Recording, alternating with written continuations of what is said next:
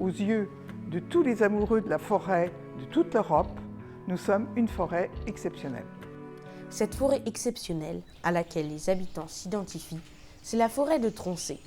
S'étendant sur près de 11 000 hectares au nord-ouest du département de l'Allier, la forêt de Troncé est l'un des plus beaux massifs forestiers de France. C'est un patrimoine exceptionnel. C'est la grande chance de Sérilly, puisque nous avons affaire à la plus belle chênaie d'Europe. Et ça n'est pas une impression de Sérilloises convaincus, mais ça a été reconnu par toutes les instances nationales, puisque nous sommes labellisés forêt d'exception. Aménagée par Colbert pour répondre aux besoins de la marine, elle abrite aujourd'hui des spécimens plusieurs fois centenaires. Cette longévité est le fruit d'une technique forestière, la sylviculture en futaies régulières. Inscrite depuis le 8 juin 2022 à l'inventaire national du patrimoine culturel immatériel français. Ce savoir-faire consiste à faire pousser au sein d'une même parcelle des arbres d'âge sensiblement identique pendant 1 à 2 siècles. Les années passent et le paysage varie dans la futaie, du jeune semis à la forêt cathédrale. Ici, vous avez le résultat de 200 ans de travail. Tout à l'heure, vous avez vu le gland.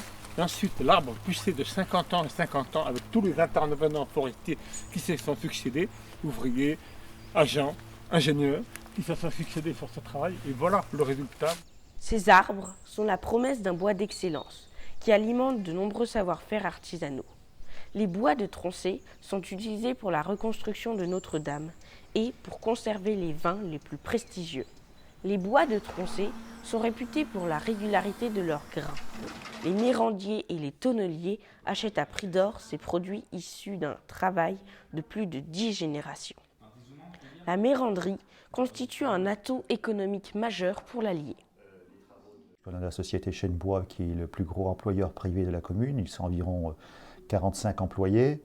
Après, nous avons des bûcherons, nous avons des scieries en périphérie de la forêt de Troncé, pas uniquement pour Sérilly. Enfin, en tout cas, pour le territoire, c'est un vivier important d'emplois, sans compter également les emplois liés à la gestion de la forêt à travers l'ONF. La forêt de Troncé est une ressource économique pour le territoire, mais elle est aussi son principal attrait touristique. Très fréquentée de longue date, la forêt de Troncé propose différents aménagements d'accueil au public créés par l'ONF, qui entend donner toute sa place au tourisme dans cet espace naturel. Les touristes croisent le chemin des naturalistes. Troncé compte 2 réserves biologiques, en plus des zones Natura 2000. Elle abrite une diversité écologique importante, dont de nombreuses espèces d'oiseaux. Dans la forêt de Troncé, il y a environ une centaine d'espèces d'oiseaux nicheuses. Et avec les oiseaux migrateurs tout au long de l'année, les oiseaux rares, on peut compter environ 200 espèces. Par contre, des espèces spécifiques comme le gomme-mouche noire ou le rouge-queue à front blanc, elles vont avoir tendance à diminuer à cause du réchauffement climatique. Le dérèglement climatique impose de nouveaux enjeux de gestion de la forêt. Sensible aux épisodes de sécheresse et de canicule en raison de son système racinaire traçant, le hêtre dépérit, menaçant ainsi le pic noir.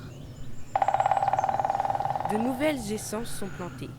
Les chênes du Caucase et des chênes pubescents sont venus rejoindre les chênes sessiles et pédonculés. Peu à peu, le réchauffement climatique modifie la forêt. Son exploitation par l'homme la transforme. Pour moi, la forêt, c'est un endroit où je peux me perdre, ou tout au moins m'égarer, parce qu'il n'y a pas trop de points de repère humains, il y a que des points de repère naturels, à savoir le soleil et mon sens de l'orientation. Donc une forêt, pour moi, c'est un endroit où il y a beaucoup de biodiversité. C'est un mot à la mode, mais qui dit bien ce qu'il veut dire, à savoir qu'il y a des mammifères, des oiseaux, des reptiles, des insectes et beaucoup de végétaux. La forêt de Troncé, façonnée par l'homme, façonne à son tour le rapport des hommes au territoire et à la nature. Troncé est le patrimoine de tous les Bourbonnais.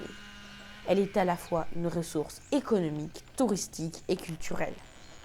Troncé est une forêt d'exception, le lieu d'expression de savoir-faire reconnu internationalement. Troncé est tout cela à la fois. Elle n'est pas, en revanche, la forêt primaire, havre de biodiversité que certains souhaiteraient.